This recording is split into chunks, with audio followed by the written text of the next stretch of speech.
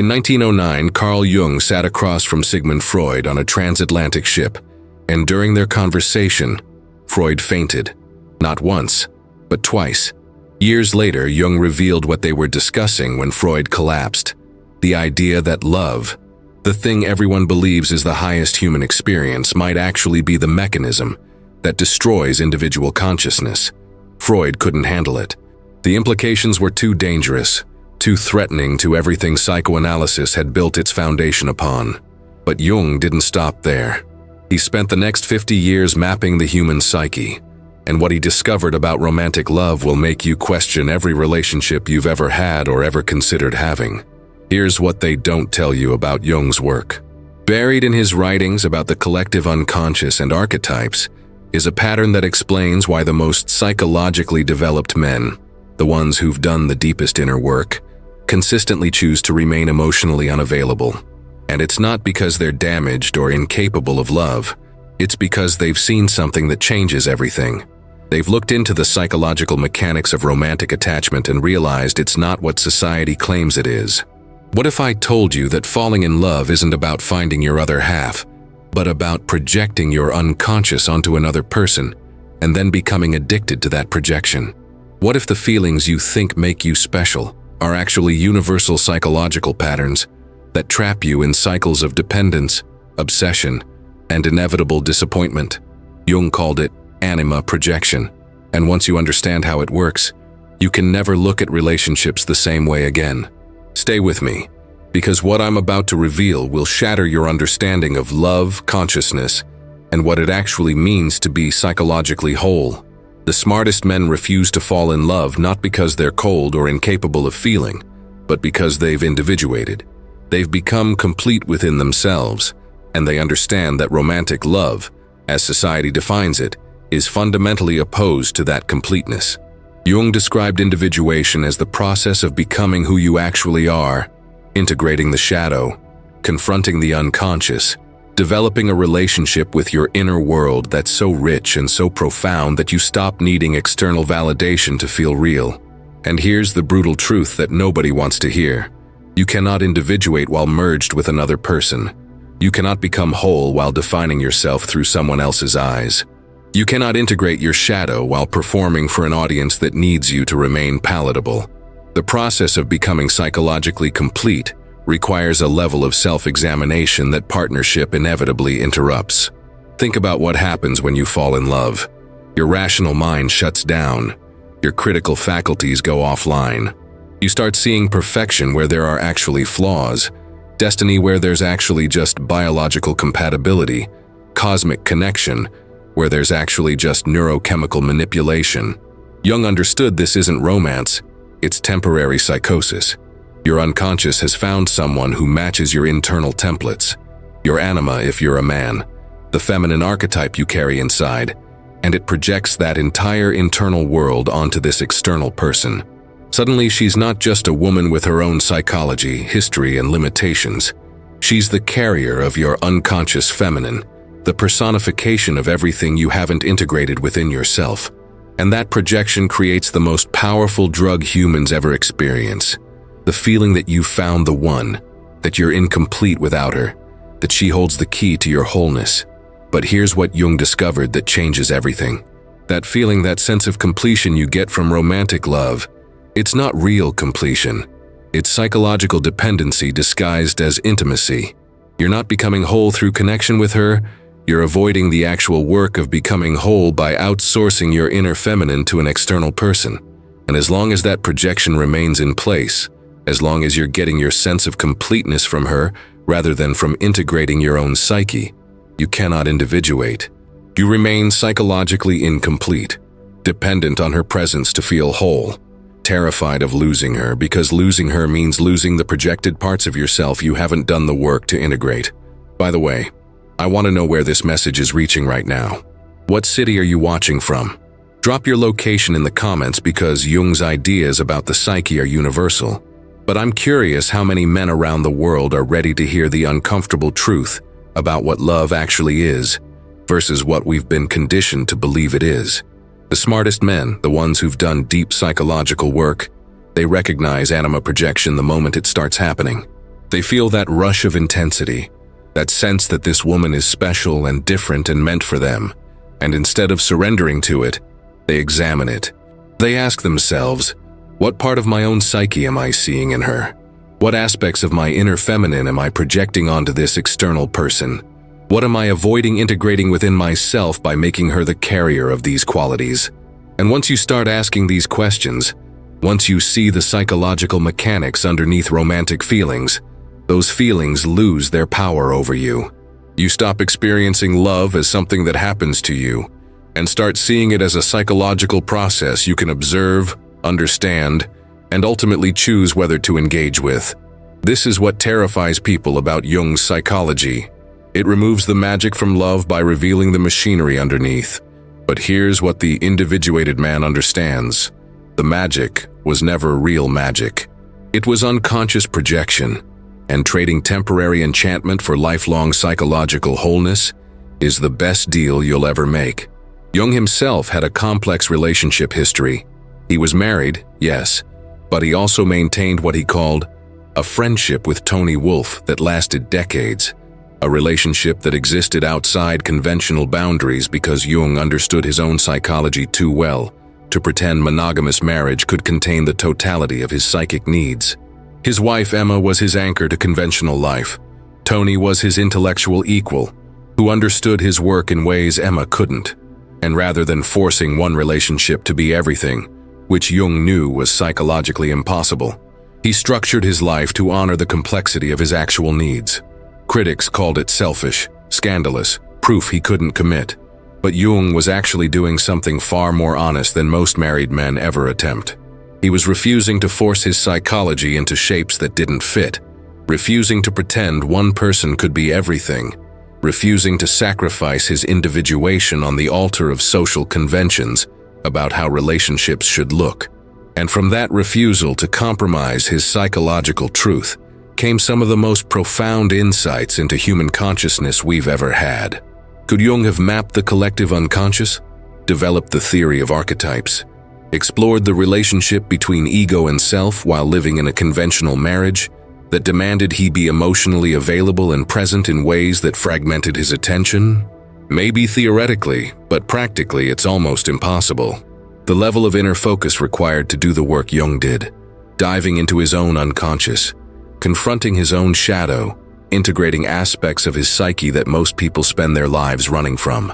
That work requires you to belong to yourself in ways that partnership fundamentally interrupts. Here's what happens in most relationships. You meet someone, the projection happens, you fall in love, and for a while it's incredible because you're experiencing your own unconscious reflected back to you through another person. But projections always fade. Always. The real person underneath starts emerging, and she's not the goddess you projected onto her. She's a human being with her own psychology, her own wounds, her own shadow, her own needs that have nothing to do with being the carrier of your anima. And this is where most relationships either end or transform into something else entirely.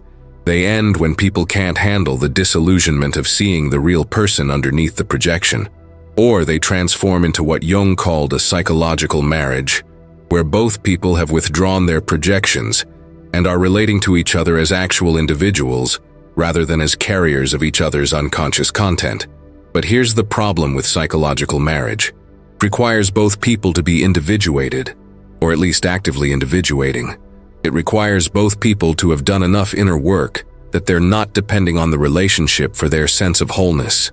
It requires both people to be psychologically complete enough that they're choosing connection rather than needing it. And in Jung's observation, this is incredibly rare. Most people never individuate. They spend their entire lives unconscious, driven by forces they don't understand, projecting their inner world onto external people and circumstances, never doing the work of integrating their own psyche. So the individuated man, the one who has done the work, faces a nearly impossible task in relationships. He has to find someone who's done equivalent psychological work, which is already rare, and who's done it in a way that's compatible with his particular psychology, which is even rarer. Or he has to accept that most relationships will be fundamentally unequal, with him relating to her as a whole person, while she relates to him as a projection screen. And most individuated men look at those options and choose a third path, focusing their energy on continued psychological development, rather than trying to force partnership to work with someone operating at a different level of consciousness. This isn't arrogance, it's actually just pragmatic recognition of psychological reality. Jung observed that consciousness develops in stages, and you can only relate to people at your current stage or below. You can't have a genuinely mutual relationship with someone operating at a fundamentally different level of psychological development. One person will always be translating, always moderating, always managing the gap between their actual inner experience and what the other person can understand. And that constant translation fragments consciousness in ways that make continued individuation almost impossible. The smartest men understand this and make a calculated choice. They choose continued psychological development over the comfort of partnership, integration over projection, consciousness over the temporary relief of romantic merger. They understand that falling in love, as society defines it, means re-entering unconsciousness, surrendering the psychological ground they've fought so hard to claim, trading individuation for the feeling of completion that comes from successful projection. And they've worked too hard to become conscious to voluntarily return to sleep. Think about what Jung discovered about the shadow, all the parts of yourself you've repressed because they're not socially acceptable or don't fit your self-image. The individuated man has confronted his shadow, integrated aspects of himself that most people spend their lives denying exist. He's looked at his capacity for cruelty, his selfishness, his dark impulses, and instead of repressing them or projecting them onto others, he's owned them, integrated them, transformed them into conscious forces he can work with. But romantic relationships make shadow work almost impossible because they're built on presenting your best self, on hiding the darkness, on maintaining an image that keeps the other person attracted and invested. The moment you start doing real shadow work in a relationship, the moment you stop performing and start revealing the totality of who you actually are, most partners can't handle it. They signed up for the persona you were projecting, not the complex, contradictory, sometimes dark reality underneath. So the individuated man faces another impossible choice: continue doing shadow work and watch the relationship deteriorate as he becomes less palatable, or stop doing shadow work to maintain relationship harmony and feel himself fragmenting back into unconsciousness. Most choose relationships and stop growing. The smart ones choose growth and accept solitude as the necessary price. Jung spent years exploring what he called active imagination, a practice of dialoguing with unconscious contents, allowing images and figures from the depths of the psyche to emerge and be integrated into conscious awareness. This practice requires hours of undisturbed inner focus, the ability to sit with uncomfortable psychological material without distraction, the freedom to follow unconscious threads wherever they lead, without having to explain yourself to someone who needs you to be present for dinner. The married man cannot do serious active imagination because it requires a level of inner absorption that looks like neglect from the outside. His partner doesn't understand why he needs to spend hours alone with his thoughts, why he's psychologically unavailable, even when he's physically present, why he's more interested in dialoguing with his anima than in going to social events or maintaining the relationship's external forms. She experiences his inner work as rejection, and her need for reassurance pulls him back from the depths before real integration can happen. The solitary man has no such interruptions. When unconscious material emerges, he can follow it for days without anyone questioning his availability or interpreting his absorption as lack of interest in them. He can go deep into psychological territories that take weeks to navigate without having to surface prematurely to tend to relationship maintenance. And from those depths come the insights that actually transform consciousness, the integration that creates genuine psychological wholeness. Jung also discovered that the psyche compensates. Whatever you're doing consciously, the unconscious moves in the opposite direction to maintain balance. The man who's overly rational and controlled in his conscious life will have wild, chaotic dreams. The man who's overly emotional and reactive consciously will have dreams of order and structure. This compensatory function is how the psyche self-regulates, how it prevents you from becoming too one-sided. But romantic relationships interfere with this natural compensation because they demand you maintain certain conscious attitudes to keep the partnership functional. You can't be too absorbed in your work because she needs attention. You can't be too focused on your inner world because she needs you present in the outer world. You can't be too unconventional in your thinking because she needs you to maintain certain social forms. And all these demands on your conscious attitude prevent the unconscious from doing its compensatory work. You become stuck in relationship-appropriate consciousness, unable to access the full range of your psychological functioning because parts of it threaten relationship stability. The individuated man recognizes this and refuses to limit his psychological range for relationship comfort. He needs access to the full spectrum of his psyche, from the darkest shadow material to the highest spiritual aspirations, and he's unwilling to fragment that access by maintaining conscious attitudes designed to keep someone else comfortable. This makes him fundamentally incompatible with conventional relationships, not because he's incapable of love, but because he loves psychological wholeness more than he fears being alone. Here's something Jung observed that nobody talks about. The people most desperate for relationships are the ones most psychologically incomplete. They need another person to feel whole because they haven't done the inner work of integrating their own psyche. They're looking for someone to carry their anima or animus, to provide the qualities they haven't developed in themselves, to make them feel complete through merger rather than through individuation. And society celebrates this desperation as romance, as proof of deep feeling, as evidence of capacity for love. But Jung saw it for what it actually is: psychological dependency born from incompleteness, the outsourcing of inner work to an external person, the avoidance of individuation disguised as intimate connection. The smart man recognizes this pattern in himself and makes a different choice. Instead of looking for someone to complete him, he does the work of completing himself. Instead of projecting his anima onto external women, he integrates his inner feminine through active imagination and shadow work. Instead of needing relationship to feel whole, he becomes whole, and then decides whether relationship adds value to an already complete existence. This is the path Jung called individuation, and it's fundamentally solitary not because individuated people can't connect with others, but because the work of becoming whole cannot be outsourced or done in partnership. It's work you do alone in the laboratory of your own psyche, and it requires every ounce of attention, energy, and honesty you possess.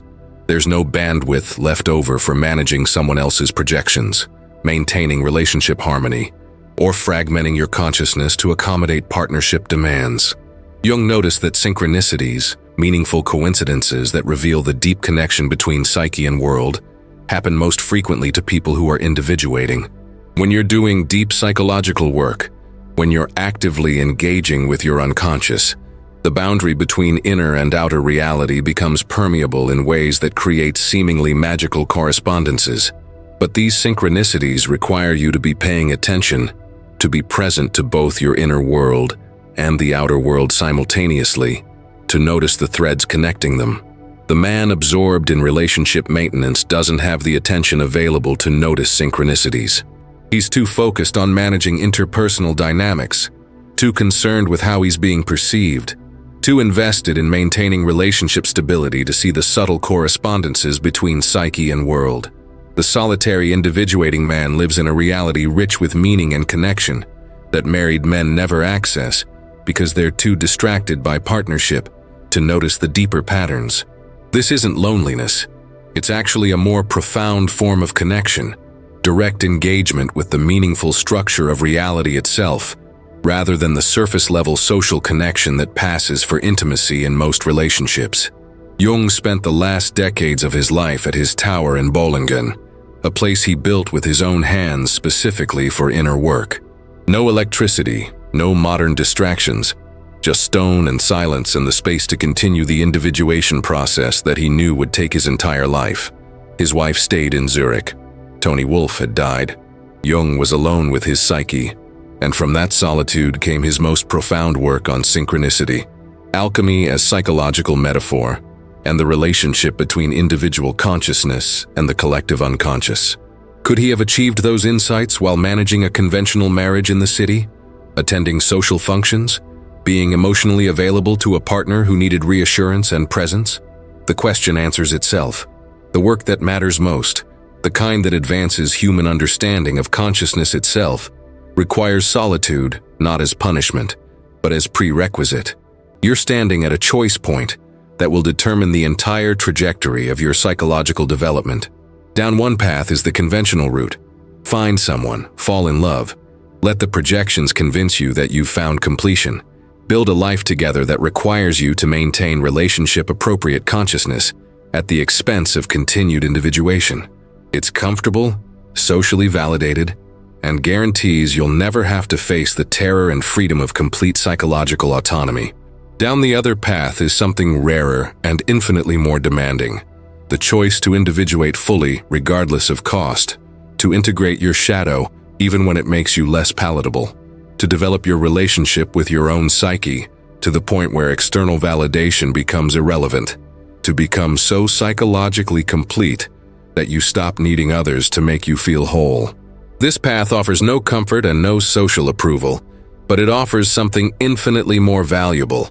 The chance to become who you actually are, rather than who relationships need you to be. Jung knew that most people never individuate because the process is too demanding and too lonely. But he also knew that the few who complete it, who become genuinely whole within themselves, they're the ones who actually contribute something lasting to human consciousness. They're not better than others, but they're operating at a different level of psychological integration. And from that integration comes insight, creativity, and understanding that fragmented consciousness can never achieve. The choice is yours, and it's being made right now whether you realize it or not. Every day you spend managing projections instead of integrating your psyche is a day you move further from individuation. Every moment you fragment your consciousness to maintain relationship harmony is a moment you betray your own becoming. The smart men have already made their choice, and that's why they refuse to fall in love as society defines it. Because they've found something infinitely more valuable than romantic merger. They've found themselves. Write in the comments, "I choose wholeness." Those 3 words represent a complete commitment to psychological individuation over romantic dependency, to integration over projection, to becoming complete within yourself rather than seeking completion through another. This phrase is your declaration that you understand what Jung spent his life teaching, that wholeness comes from within, through the hard work of integrating your own psyche, not from without through merger with another person. This community is built on men who've chosen the individuation path, who understand that real power comes from psychological completeness, who refuse to fragment their consciousness for relationship comfort. Drop that phrase and join the ranks of men who are actually doing the inner work, instead of outsourcing it to romantic partners. Hit that subscribe button because you're accessing Jungian psychology that goes deeper than surface-level relationship advice. You're learning the actual mechanics of consciousness and individuation that most people never encounter. Give this video a like because every engagement helps these psychological truths reach more men who are ready to stop projecting and start integrating, who are tired of romantic dependency and ready for genuine wholeness. What's coming next in this channel takes everything you've learned about individuation and shows you exactly what becomes possible when you've integrated your shadow, withdrawn your projections, and become genuinely complete within yourself. You think you understand consciousness, but you've only seen it filtered through the lens of unconscious projection and relationship dependency. What I'm revealing next shows you what consciousness looks like when it belongs entirely to itself, and the power that comes from complete psychological integration. The men who understand these truths are the ones who transform not just themselves, but human understanding of what's possible. And you're about to discover exactly how far consciousness can develop when nothing fragments it.